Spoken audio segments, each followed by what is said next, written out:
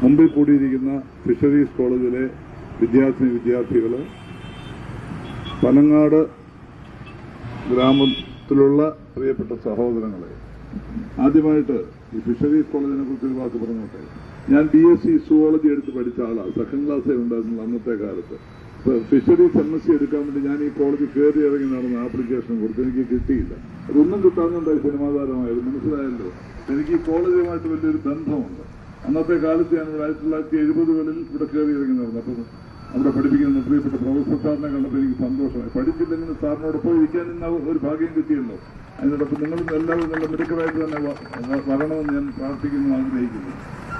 പിന്നീട് കഴിഞ്ഞ ഒരു കുറച്ച് ദിവസങ്ങളായിട്ട് TV ഓൺ ചെയ്താൽ എന്താ സംഭവിക്കുന്നതെന്നുള്ളത് അറിയാമല്ലോ. ഞാൻ കണ്ടിരിക്കുന്നത് ഓരോരുത്തരുടെ എൻഡോസൾഫാൻ എന്ന കീടനാശിനിയെ കുറിച്ചുള്ള ഓരോ പരിപാടികളാണ് TV-യിൽ കാണുന്നത്. എനിക്കവിടെ വേദനയുണ്ടാക്കിയ ഒരു സംഗതി, അവിടെ എല്ലാം ഞാൻ കേൾക്കുന്നത് അങ്ങോട്ടും ഇങ്ങോട്ടും കുറ്റം പറയുക. ഭരണകക്ഷി ആയിക്കോട്ടെ, എതിർ ആയിക്കോട്ടെ, പ്രതിപക്ഷമായിക്കോട്ടെ, പരസ്പരം കുറ്റം പറയുന്ന ഇതാണ് എല്ലാ TV പരിപാടികളിലും ഞാൻ കാണുന്നത്. ഈ സമയം കുറ്റം പറയാനുള്ളതാണോ? നമ്മുടെ വീട് കത്തിക്കൊണ്ടിരിക്കുമ്പോൾ അമ്മായിയമ്മയും മരുമോളും കൂടെ അകത്ത് വഴക്കുണ്ടായിക്കൊണ്ടിരിക്കുമോ? ഒന്നിച്ച് പാത്രങ്ങളെല്ലാവരും വെളിയിലിട്ട് കുഞ്ഞുങ്ങളെ എടുത്തുകൊണ്ട് വീട് രക്ഷപ്പെടുത്തത്തില്ലേ?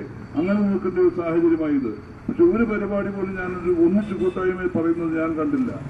ഒരു പൊതുവിപത്താണ് വരുന്നത്. ഡിസ്കവറി ചാനൽ കണ്ടാട്ടെ, സിംഹങ്ങളുടെ ഒരു ബൗണ്ടറി ഉണ്ട്. ആ ബൗണ്ടറി ഒരു പൊതു ശത്രു വന്നാൽ നിങ്ങൾ ഒന്നിച്ചാണ് പോയി അതിനെ അറ്റാക്ക് ചെയ്യുന്നത്. തേനീച്ച ആയിക്കോട്ടെ, തേനീച്ച കൂട്ടിനകത്ത് വെളിയിലുള്ള ഒരൊറ്റ ഈച്ച കയറാൻ സമ്മതിക്കത്തില്ല. അതെല്ലാം കൂടെ കുത്തിയ ഈച്ചയെ കൊല്ലും. മനുഷ്യരിൽ അങ്ങനെ ഒരു കൂട്ടായ്മ ഇല്ലയോ?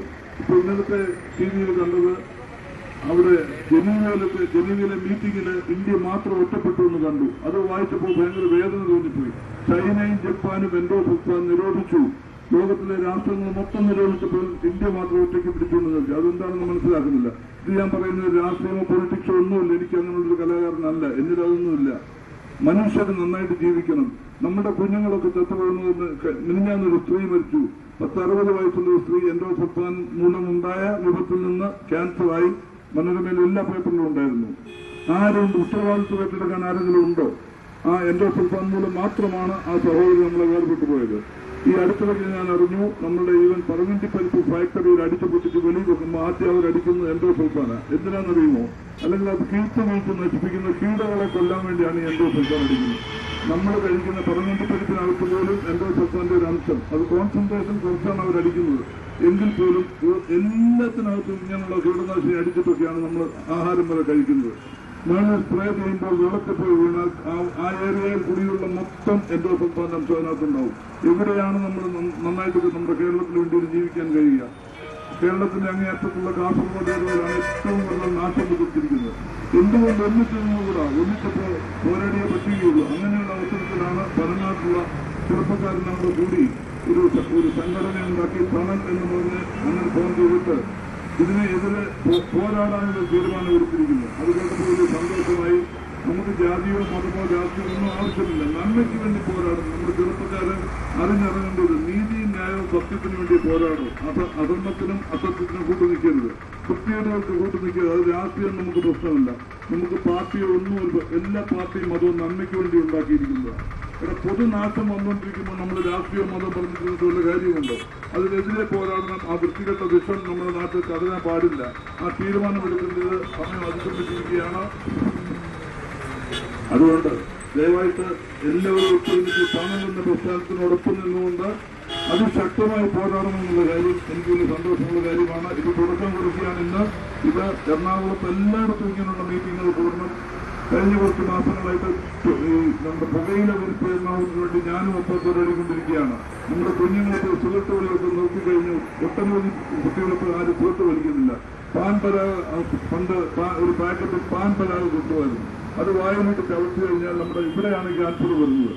ഓരോ ക്യാൻസർ നമ്മുടെ ട്രിവാൻഡ്രത്തെ ക്യാൻസർ ഹോസ്പിറ്റലിൽ പോയി കണ്ടെങ്കിൽ മാത്രമേ നമുക്ക് അതിന്റെ എന്താണ് അതുണ്ടാക്കുന്ന വിപത്തെന്ന് മനസ്സിലാക്കാൻ കഴിയുള്ളൂ. ഇവിടെ മൊത്തം ഒന്ന് വലിയ പൊള്ളമാതിരിയാകും. പന്നൊക്കെ വെളിയിലോട്ട് നിൽക്കും. എങ്ങനെയുണ്ട്? അത് ഈ ഇങ്ങനെയുള്ള വിപത്തുണ്ടാക്കുന്ന ടൊബാക്കോ പ്രോഡക്റ്റ് തിന്നുന്നത് കൊണ്ടാണ് എന്ന് പറഞ്ഞ മാതിരിയാണ്. ഇത് അതിനും വലിയ വിപത്താണ് എൻഡോസൾഫാൻ. ഇതൊക്കെ പരിപൂർണമായിട്ട് ഇന്ത്യയിൽ നിന്ന് നിരോധിക്കണമെന്നുള്ള കാലം അതിക്രമിച്ച് കഴിഞ്ഞിരിക്കുകയാണ്. അത് കൃത്യമായിട്ട് ഒരു 2 ആഴ്ച കാലത്തുള്ളിൽ നടന്നിരിക്കുമെന്നുള്ള കാര്യത്തിൽ യാതൊരു സംശയവുമില്ല. ലോകം ജപ്പാനും ചൈനയും എല്ലാം ഇതിനെടുത്ത് വെളിയിൽ കളഞ്ഞു കഴിഞ്ഞു. എന്തുകൊണ്ടാണ് ഇങ്ങനെയുള്ള കാര്യങ്ങൾ നിരോധിക്കാത്തതെന്നുള്ളത് ചിന്തിക്കാറുണ്ടോ? ഇതുമൂലം കിട്ടുന്ന റവന്യൂ ഉണ്ട്.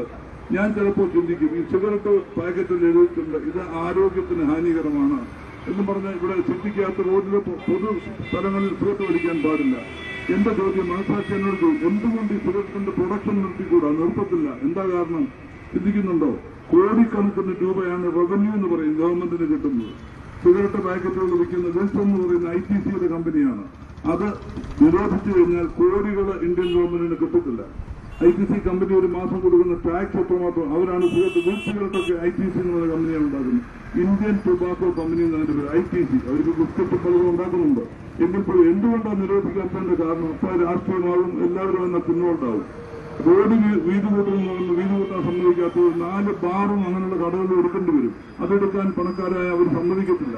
ഇങ്ങനെയൊക്കെയാണ് നമ്മുടെ നാട്ടിൽ നാശം സംഭവിക്കുന്നത്. നമ്മൾ ഭരിക്കുന്നവരെ അല്ലാത്തവരൊന്നും മാത്രം കുറ്റം പറയാനൊക്കത്തില്ല. നമ്മുടെ കൂടപ്പുറപ്പാണിത്. എവിടെ സമ്പത്ത് വരുന്നുവോ അതിനെ വേണ്ടാന്ന് വെക്കാനുള്ള മനസ്സ് നമുക്കില്ല. പണം വലിയൊരു പ്രശ്നം തന്നെയാണ്. റവന്യൂ ആണ് പ്രശ്നം. എന്റെ സർക്കാർ മാസങ്ങളോളം എത്ര രൂപയാണ് കൊണ്ടുവന്നറിയുമോ? ഇത് നമ്മൾ എക്സ്പോർട്ട് ചെയ്യുന്നുണ്ടായിരുന്നു എന്റെ സർക്കാർ. അപ്പൊ അതുകൊണ്ട് അതെല്ലാം നിന്ന് പോകും. അതുകൊണ്ടാണ് ഇതിങ്ങനെ പതുക്കെ ഒരു തീരുമാനമെടുക്കാതെ പോയിക്കൊണ്ടിരിക്കുന്നത്. പക്ഷേ നമ്മുടെ ആൾക്കാരും തലമുറയും പോയിക്കൊണ്ടിരിക്കുകയാണ്. സുരേഷ്മാൻ നാഗസാക്കിയിലുള്ള ഉണ്ടാക്കിയ വിപത്തിനും വലിയ വിപത്താണ് എൻഡോസൾഫാൻ ഇന്ന് നമ്മുടെ രാജ്യത്ത് ഉണ്ടാക്കുന്നത്. 4 തലമുറ വരെ ജനറ്റിക് ജീൻസിനകത്തൂടെ ഇതിന് ദോഷങ്ങൾ വരും. പറക്കാൻ പോകുന്ന കുഞ്ഞുങ്ങളെല്ലാം ഇങ്ങനെയൊക്കെ ഇരിക്കും. കൈയും കാലുമൊക്കെ തളർന്നും വലത്തോട്ടൊക്കെ വളർന്നിരിക്കും. ആര് ഉത്തരവാദിത്വം പറയും? താങ്ങാൻ പറ്റുമോ? നമ്മുടെ കുഞ്ഞുങ്ങളൊക്കെ ആരോഗ്യമില്ലാതെ ജനിച്ചാൽ എങ്ങനെയുണ്ടാവും? അതുകൊണ്ട് തണൽ എന്ന് പറഞ്ഞ ഈ പ്രസ്ഥാനം എറണാകുളത്ത് പരിസരത്ത് അറിഞ്ഞ് പ്രവർത്തിക്കണം. എന്തിനും വിളിച്ചാലും ഞാൻ കൂടെ ഉണ്ടെന്നുള്ളൊരു കാര്യം ഞാൻ ഉറപ്പു തരുന്നു. എവിടൊക്കെ എനിക്ക് എന്നെ കഴിയുന്ന എല്ലാത്തിനും ഞാൻ കൂടെ നിൽക്കാം. അനീതിക്കും അധർമ്മത്തിനും വൃത്തിയായിട്ടും ഞാൻ ഒരിക്കലും കൂട്ടി നിൽക്കില്ല. എന്തിന് സിനിമയിലെ വില്ലൻ വേഷം പോലും ഞാൻ വേണ്ടാന്ന് വെച്ചിരിക്കുകയാണ്. ഒരു സിനിമയിൽ ഞാൻ സിഗരറ്റ് വലിക്കുന്ന റോഡ് പോലുമില്ല. ചൈനത്തോണിന്റെ എവിടെ നിന്ന് ഞാൻ സിഗരറ്റ് കൈ പിടിക്കുന്നുണ്ട്, എന്നെ പിടിക്കുന്നുണ്ടായിരുന്നു. എന്നെ വിളിച്ചു ചോദിച്ചാൽ രാജ്യങ്ങളുടെ കയ്യിൽ സിഗരറ്റ് കണ്ടല്ലോ എന്ന് പറഞ്ഞിട്ട് ഞാൻ അങ്ങനെയുള്ള റോഡുകൾ ചെയ്യുകയില്ല. ആ പടത്തിലിപ്പോൾ ചുരുട്ട് വലിക്കുന്നത് വേണ്ടാന്നൊരു ചിന്ത വന്നപ്പോൾ ഞാൻ എതിർത്ത് ഡയറക്ടറെ കൊടുത്തു. വേണ്ട, ഒരു ചുരുട്ട് വലിക്കുന്നതൊന്നും പിള്ളേരെ നമ്മുടെ ചെറുപ്പക്കാരെ കാണിക്കുന്ന ഒരു സീന് ഞാൻ അഭിനയിക്കുക പോലുമില്ല. അതുപോലെ അഭിനയമാണെങ്കിൽ പോലും ഇല്ല എന്നൊരു തീരുമാനം എടുത്തിരിക്കുക. കേരളത്തിലെ നമ്മുടെ ഒരു തലമുറയ്ക്ക് ദോഷം വരുന്ന ഒരു കാര്യത്തിനും ഞാൻ കൂട്ടി നോക്കിയല്ല. നന്മയ്ക്ക് എല്ലാത്തിനും ഞാൻ കൂടെ തന്നെയുണ്ട്. തണലും നിങ്ങളുടെ ഈ യൗവനത്തിലുള്ള പീരീഡാണ്. നിങ്ങളൊപ്പം വിദ്യാർത്ഥികൾ അറിഞ്ഞിറങ്ങണം. നിങ്ങൾ ശബ്ദമുയർത്തിയാൽ ഏത് ഗവൺമെന്റും കേട്ടേ ഒക്കുകയുള്ളൂ. അറിഞ്ഞ ശബ്ദമുയർത്താൻ പേപ്പറുകളിലൊക്കെ നിങ്ങളുടെ ഇന്റർവ്യൂ ഒക്കെ കൊടുക്കണം. ഇങ്ങനെയുള്ള വിപത്തിനെയും പാടില്ല. എന്റെ സംസ്ഥാനത്തിൽ അതുപോലുള്ള കീടനാശിനികളൊന്നും കേരളത്തിലില്ല. ഇന്ത്യയിൽ അടിക്കാൻ പാടില്ല, ലോകത്തിലും പാടില്ല. അറിഞ്ഞ ശബ്ദമുയർത്തണം. അതുകൊണ്ട് തണൽ പ്രവർത്തിക്കുന്ന എല്ലാ സംഘാടകർക്കും എന്റെ ഹൃദയത്തിൽ നിന്നുള്ള നന്ദിയും സ്നേഹവും അറിയിക്കുന്നു. മുമ്പോട്ട് പോയിക്കൊണ്ടിരുന്നാട്ട് തളരരുത്. നിങ്ങൾ എന്ത് ബുദ്ധിമുട്ട് സാഹചര്യം വന്നാലും തണലായിട്ട് മാറണം. ഭാരതീയ ജനതയ്ക്ക് തണലായിട്ട് പ്രസ്ഥാനം മാറട്ടെ. അറിഞ്ഞ് പ്രവർത്തിക്കാതെ എല്ലാത്തിനും ഞങ്ങളെല്ലാം കൂടെയുണ്ട്. ഇതിന്റെ എല്ലാ കാര്യങ്ങളും ഈ തുടക്കം മുതൽ ഇന്നത്തെ ഇതിന്റെ പ്രവർത്തനങ്ങളും ഈ ഫോട്ടോ പ്രദർശനം ഉൾപ്പെടെ ഇതെല്ലാം ഇന്ന് ഈശ്വര അനുഗ്രഹം കൊണ്ട് നിങ്ങളെല്ലാം പ്രാർത്ഥനയോടുകൂടി എല്ലാവരുടെയും സഹകരണത്തോടും കൂടി ഇത് ഉദ്ഘാടനം ചെയ്യാതെ പ്രഖ്യാപിക്കുന്നു. എല്ലാവർക്കും മുമ്പ് വരട്ടെ. തണല് എല്ലാവർക്കും തണലായിട്ട് മാറട്ടെ. Thank you. വളരെ ആവേശപൂർണ്ണമായി തന്റെ പ്രസംഗത്തിലൂടെ